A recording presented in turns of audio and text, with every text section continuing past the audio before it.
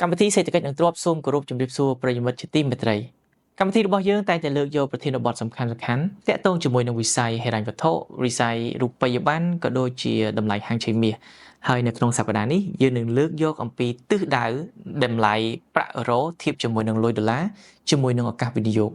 ហើយកម្មវិធីរបស់យើងក៏មានការចូលរួមជាមួយវាគ្មិនទាំងពីររូបរបស់យើងផងដែរបាទដូច្នេះយើងទៅជួបវាគ្មិនរបស់យើងទាំងអស់គ្នាបាទសូមជម្រាបសួរលោកធីរុំបាទជំរាបសួរលោករដ្ឋាភិបាលបាទលោកធីរុំតើអាចប្រាប់ប្រិយមិត្តរបស់យើងបានទេថាតើមានព័ត៌មានអ្វីខ្លះនៅក្នុងថ្ងៃនេះក៏ដូចជានៅក្នុងសប្តាហ៍នេះផ្ទាល់តែម្ដងតាក់ទងជាមួយនឹងលុយអឺរ៉ូធៀបជាមួយនឹងលុយដុល្លារបាទក្នុងសប្តាហ៍នេះសម្រាប់លុយអឺរ៉ូយើងឃើញថាមានព័ត៌មានធំចំនួន3ដែលអាចជះឥទ្ធិពលឲ្យតម្លៃលុយអឺរ៉ូប្រែប្រួលខ្លាំងដែលទី1នោះគឺតាក់ទងទៅលើនឹងការឡើងធ្វើសន្ទរកថារបស់លោកដូណាល់ត្រាំដែលគាត់នឹងឡើងមកនិយាយទៅលើការដំឡើងពន្ធជាពិសេសផ្ដោតទៅលើខាងសហគមន៍អឺរ៉ុបបើកាលណាការដំឡើងពន្ធទៅខាងសហគមន៍អឺរ៉ុបកាន់តែខ្លាំងវាអាចនឹងប៉ះពាល់ខ្លាំងទៅលើសេដ្ឋកិច្ចសហគមន៍អឺរ៉ុបដូច្នោះហើយលុយអឺរ៉ូអាចនឹងប្រែប្រួលធ្លាក់ចុះមកជាខ្លាំងបាទចំណុចទី2នោះតាក់ទងនឹងការធ្វើសន្ទរកថារបស់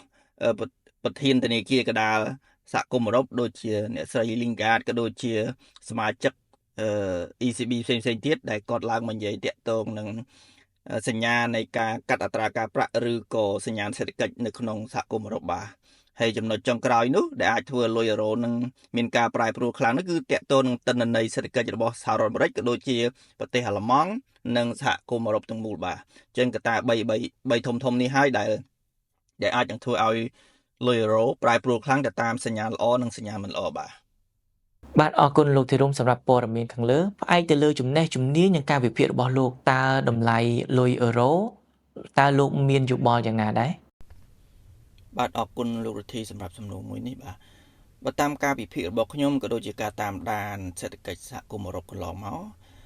ខ្ញុំឃើញថាបច្ចុប្បន្ននេះតាក់ទងនឹងសង្វាក់ផលិតកម្មក៏ដូចជាផ្នែកសេវាកម្មនៅក្នុងសហគមន៍អឺរ៉ុបនោះដែលនៅក្នុងនោះមានប្រទេសអាល្លឺម៉ង់ជាក្បាលម៉ាស៊ីនក៏ដូចជា EU ទាំងមូលយើងឃើញថាផ្នែក PMI សង្វាក់ផលិតកម្មមានការធ្លាក់ចុះដែលក្រោមstandard 50%ក៏ដូចជាសេវាកម្មនោះក៏មានការថមថយក្នុងរយៈពេលខ្លីនេះបាទអញ្ចឹងចំណុចខាងសង្វាក់ផលិតកម្មក៏ដូចជាខាងផ្នែកសេវាកម្មមានការថមថយមួយចំណែកទៀតយើងឃើញថាទីផ្សារឬក៏អ្នកវិភាគទុំបានព្យាករណ៍ថា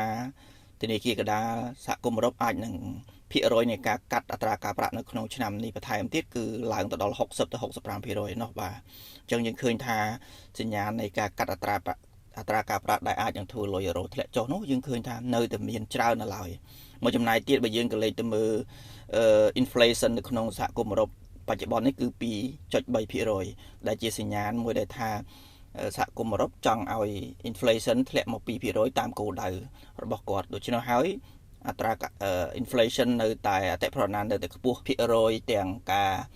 កាត់អត្រាការប្រាក់ក៏ដូចជាសញ្ញាណសេដ្ឋកិច្ចមិនល្អដែលប៉ះពាល់ដោយសារ inflation នេះនៅតែមានតែរយៈពេលខ្លីយើងឃើញថាលុយអឺរ៉ូក៏អាចនឹងថមថយរយៈពេលវែងក៏លុយអឺរ៉ូក៏អាចនឹងថមថយលើកលែងតែកត្តាព័ត៌មានទៅលើអាល្លឺម៉ង់ដែលធ្វើ stimulus សម្រាប់ជោគជ័យដែលអាចសញ្ញាណឲ្យសេដ្ឋកិច្ចអឺរ៉ុបខ្លាំងទេដែលអាចនឹងធ្វើលុយអឺរ៉ូឡើងទៅវិញខ្លាំងដែរបាទអញ្ចឹងជាយោបល់រយៈពេលខ្លីនេះយើងឃើញថាលុយអឺរ៉ូនៅតែបន្តចុះបន្ថែមទៀតបាទសូមអរគុណលោកធីរុំសម្រាប់ការចូលរួមជាមួយកម្មវិធីរបស់យើងបាទអរគុណលោករដ្ឋាភិបាលជំរាបលាឥឡូវនេះយើងចូលទៅជួបវាគ្មិនរបស់យើងមួយរូបទៀតនោះគឺលោកយិនប៊ុនថេងបាទសូមជម្រាបសួរលោកយិនប៊ុនថេង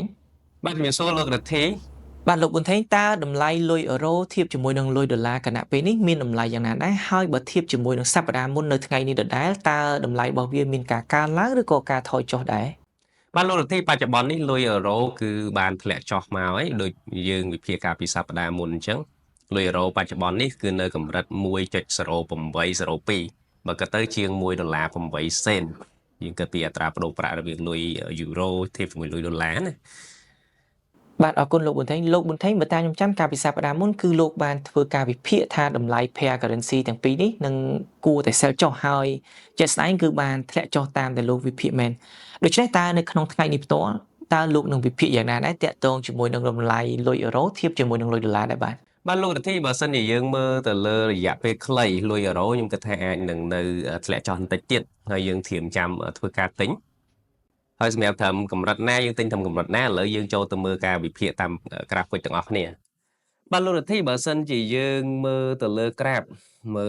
លទៅលើ graph ណាកាលពីសប្តាហ៍មុនយើងឃើញថាលុយអឺរ៉ូគឺបានធ្លាក់ចុះបំបែកនេះ trend line ដែលខ្ញុំបានគូសណា ចឹងបងប្អូនដែលគាត់បានធ្វើការលក់លុយអឺរ៉ូធៀបជាមួយនឹងលុយដុល្លារកាលពីសប្តាហ៍មុនគឺចំណេញនេះបច្ចុប្បន្នចឹងសម្រាប់លុយអឺរ៉ូក្នុងរយៈពេលខ្លីទៅមុខទៀតខ្ញុំគិតថានៅបន្តធ្លាក់ចុះទៅក្រោមនេះម្ដងខាងក្រោមនេះខាងក្រោមខ្ញុំដាក់តម្លៃដែលយើងធៀមទិញហ្នឹងចឹងតម្លៃហ្នឹងគឺយើងធៀមទិញពីហ្នឹងទៅព្រោះដោយសារបច្ចុប្បន្ននេះរយៈពេលខ្លីខ្ញុំឲ្យធ្វើការលក់បន្តដោយសារតែវាបានបំបែកទំនោរកើនឡើងនេះទំនោរកើនឡើងមកលើហ្នឹងឥឡូវវាបានបង្កើតជាទំនោរធ្លាក់ចុះមកចេះវិញកើតជាទំនោរធ្លាក់ចុះអញ្ចឹងបង្កើតជាទំនោរធ្លាក់ចុះខ្ញុំគិតថាអាចនៅម្ដងខាងក្រោមនេះរយៈពេលខ្លីអាចមកខ្ទង់តម្លៃ 1.0725 ម្ដងហ្នឹងយើងធៀមទិញឡើងទៅវិញចឹងយើងទុកអាចនឹងរយៈពេលវែងអាចម្ដងខាងលើនេះ target របស់យើងគឺកម្រិតខ្ពស់ថ្ងៃមុននឹងឯងកម្រិតឲ្យវាឡើងមកដល់កម្រិត 1.0953 ហ្នឹងជា target របស់យើងអីសម្រាប់ការទិញឡើងហើយ target មួយទៀតនៅខាងលើនេះ 1.1213 បងប្អូនមកមើលពើប្រកោ4ម៉ោងយើងឃើញនេះហាយចាស់មកវិញ 1.1213 អញ្ចឹងសម្រាប់បច្ចុប្បន្ននេះក្នុងរយៈពេលខ្លីបងប្អូនធ្វើការលក់សិនទៅហើយចាំម្ដងខាងក្រោមនេះចាំយើងទិញទុករយៈពេលវែងឬក៏បងប្អូនទិញត្រឹមតែរយៈពេលមធ្យមណាមួយក៏បានដែរត្រឹម target ត្រឹមខាងលើនេះក៏បានដែរក៏មិនតិចដែរពី 1.0723 ទៅ 1.0953 នេះគឺច្រើនអញ្ចឹងសម្រាប់ការវិភាគគឺទៅលើបច្ចេកទេសគឺមានប៉ុណ្ណឹងទេយើងនៅធ្វើការលក់បន្តនៅឡើយចាំដល់តម្លៃខាងក្រោមចាំយើងទិញបាទអញ្ចឹងអរគុណលោករទ្ធី